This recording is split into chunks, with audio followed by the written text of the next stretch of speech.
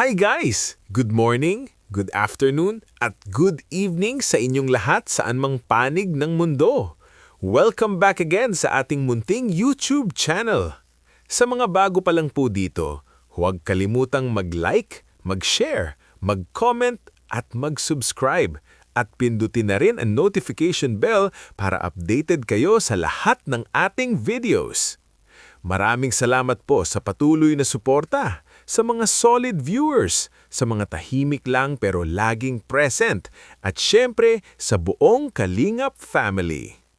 At ngayon mga kakalingap, samahan nyo kami sa isang kwentuhan, tawanan at makabuluhang usapan tungkol sa buhay, pangarap, pamilya at pagmamahalan.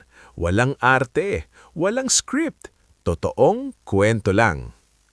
Part 2. Tawanan, pangarap na pamilya at mensahe sa mga may issue. Sa Part 2, mga kakalingap, mas naging masaya at mas personal ang kwentuhan. Nagbiruan tungkol sa paboritong ulam, maraming ulam basta manok, basta huwag Adidas.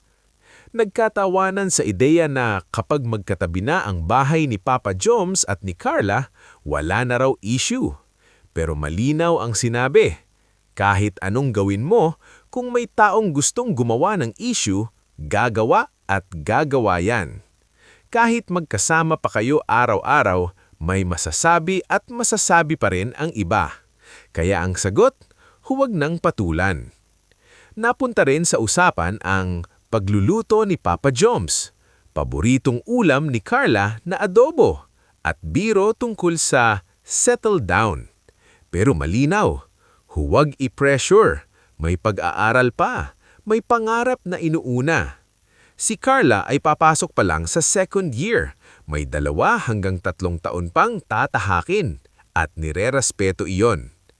Natanong din kung bakit malaki ang bahay, dahil gusto raw ng malaking pamilya. Ilang anak?